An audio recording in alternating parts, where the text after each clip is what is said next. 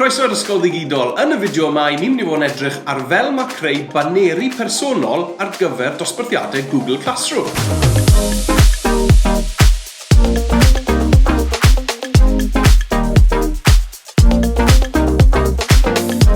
Shwmai, croeso mewn. Sa'n siŵr bod i chi, ond i fi wedi cael llon bola o weld y baneri yma bob tro i fi'n creu dosbarth newydd ar Google Classroom. A mae sawl person wedi gysylltu gyda fi'n gofyn am tutorial ar fel i greu banner personol. Mae gosod banner personol yn un o'r 4 peth i fi wneud ar ddechrau pob blwyddyn ysgol newydd yn Google Classroom. A fi wedi creu PDF i chi am ddim o'r camau na i fi'n cymryd bob blwyddyn wrth greu dosbarth newydd yn Google Classroom. Os licech chi lawr lwytho'r PDF na mewn rhad ac am ddim, dilynwch y link sydd o dan y fideo, neu ewch i dudalen gwe ysgoldigidol.cymru/blwyddyn newydd. Nawr, mae sawl gwahanol dull ar gael i chi i greu'r baneri yma, ond fel i fi wneud gyda pob fideo arall, i fi wedi penderfynu defnyddio offer sydd ar gael i ni trwy hwb. Felly, yn y fideo yma, i ni'n mynd i fod yn defnyddio Adobe Spark Post. Iawn, mewn gofnodwch chi hwb ac yna dewiswch eicon Adobe Spark. Ar dudalen cartref Spark, cliciwch ar y botwm sy'n dweud Custom Size, oherwydd i ni moyn creu rhywbeth sydd yn faint arbennig. Y lled yw 1000 pixel, a'r uchder yw 250 pixel, a cliciwch ar Next. Mae'r dyluniad wedi llwytho a'r peth cyntaf ni'n mynd i wneud yw gosod cefndir. Draw ar ochr chwith fe welwch chi fotwm sy'n dweud Backgrounds. Cliciwch ar hwnna a llwch chi chwilio fan hyn am wahanol gefndiroedd. I weld y rai mwyaf poblogaidd ar hyn o bryd, cliciwch ar Trending Backgrounds a dewiswch More. Mewn fan hyn fe welwch chi restr o rai fwyaf poblogaidd. I drial un, cliciwch ar y cefndir. Ac yna, pan mae'n cyrraedd y dudalen, bydd angen i chi glicio ar y dyluniad fan hyn ac yna defnyddio'r botwm Add to Background ar ochr dde. Nawr, i fi'n gallu symud y cefndir yna o amgylch mwyn dewis yr safle gorau posib. Nesa, dwi'n mynd i ychwanegu eicon addas ar gyfer y math o weithgareddau ni'n mynd i fod wneud yn y dosbarth yma. Felly, dwi'n dod draw unwaith eto i'r ochr chwith ac yn dewis icons. Gan mae dosbarthiadau gwersi tyga sydd gyda fi, fi'n mynd i chwilio am gyfrifiadur.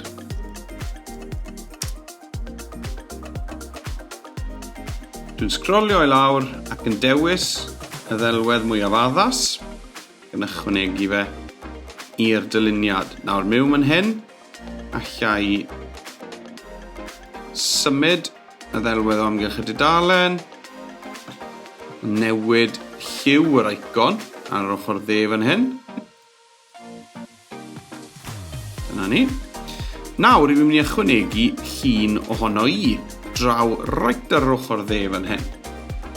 Felly dwi'n mynd i ddefnyddio photos. Nawr, gallwch chi ddefnyddio upload photo os mae llun gyda chi ar eich dyfais, neu falle bod chi wedi rhoi llun i fewn un o lyfrgelloedd Adobe Spark yn barod fel dwi wedi gwneud. Felly dwi'n mynd i glicio ar Libraries, a dwi'n digwydd fod yn cofio bod lluniau mewn fan hyn. Dyma ni. Felly dwi'n dewis unrhyw un o'r delweddau yma, un heb ysgrifen yn ddelfrydol. Mae'n gosod y llun ar y dyluniad. A nawr, dwi eisiau cael gwared y cefndir sydd o amgylch y llun fyna. Un syml iawn, dwi'n clicio ar Remove Background fan hyn ar yr ochr dde.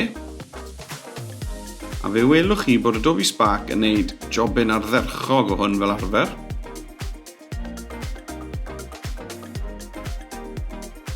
Dyna ni. Cefndir wedi diflannu. Os chi'n hapus gyda hwnna, cliciwch ar y tic fan hyn ar yr ochr dde. A nawr, allai ailfeintio'r llun neu osod e draw fan hyn o flaen y cyfrifiadur.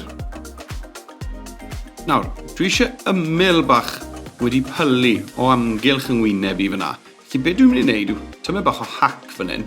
Dwi'n mynd i ddyblygu y llun yma, duplicate, gyda'r botwm duplicate fan hyn. A gosod y llun newydd just a bod dros ben yr un arall heb fod yn rhy ffysi amdano fe a wneud yn fwy. Right, a nawr, be dwi'n mynd i wneud yw hala hwnna nôl tu ôl y llall. Mwyn gwneud na, i ni yn clicio lawr fan hyn ar y stack yr heinau. Welwch chi ar y waelod y sgrin fan hyn. Clicio ar y stack heinau ac mae'n dangos y stack a dwi'n mynd symud yr un yma o dan yr un yma. Felly dwi'n clicio ac yn llusgo fe lawr a nawr mae o dan y fe. Chi'n gallu gweld fyna bod yr un mawr o dan yr un llai sy'n edrych yn rhyfedd iawn ar y foment. Ond be dwi'n mynd i wneud nawr gyda'r un mawr yma wedi dewis yw dwi yn mynd i gyntaf oll i ddefnyddio y togl bleu yma fan hyn. A allan i adle fel yna. Nawr chi'n gweld beth sydd wedi digwydd. Mae wedi hylu y fersiwn mwy mwyn creu rhyw fath o gysgod diddorol tu ôl i fi fyna. Allech chi hefyd chwarae gyda'r enhancements. Efallai troi'r brightness lan. Os chi moyn i'r cysgod na i fod yn fwy gole. A newid y togl warmth os ych chi falle moyn i'n fwy glas neu yn fwy coch. Yna lan i chi. Dyna'r ymyl o amgylch hwnna. Bydd fel hwnna fel mae e. Nawr, yn ola, i fi mynd i ychwanegu y pwnc i fi'n dysgu i'r dosbarth yma a roi e yn y sgrin, dwi'n meddwl. Nawr, os nag o sgrin gyda chi, lle chi gael testyn drws nesaf i'ch hun chi. Dwi'n mynd i glicio ar y botwm text ar yr ochr chwith a dewis adio text. Nawr, mae Adobe Spark wedi diweddaru'r testyn a mae e nawr draw fan hyn ar yr ochr dde. O'r blaen, o'ch chi'n cael ffenest newydd yn ymddangos i newid y testyn. Dwi'n dysgu technoleg ddigidol i'r grŵp yma, felly dwi'n mynd i deipio technoleg ddigidol. A licen ni i'r testyn na i fod yr un lled ar draws y ddwy linell. Felly mwyn wneud na, dwi'n mynd i ddefnyddio y cwimplen yma a dewis Magic Capitalizing Fit.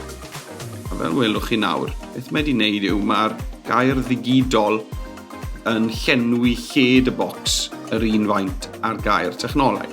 Dwi'n hoffi'r gosodiad na'n fawr iawn. Iawn, ni osod hwnna ar y sgrin.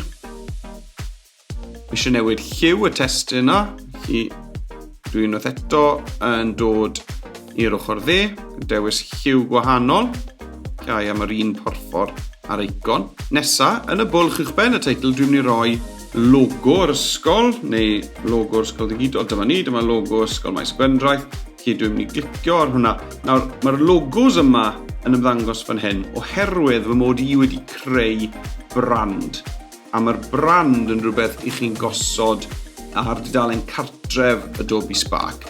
A dyw hwnna ddim yn rhywbeth fi'n mewn i right nawr. Felly os nagos brandiau gyda chi wedi gosod ar logos na barod, gallwch chi gael eich logo mewn wrth glicio unwaith eto ar photos a upload photos mwyn uwchlwytho eich logo.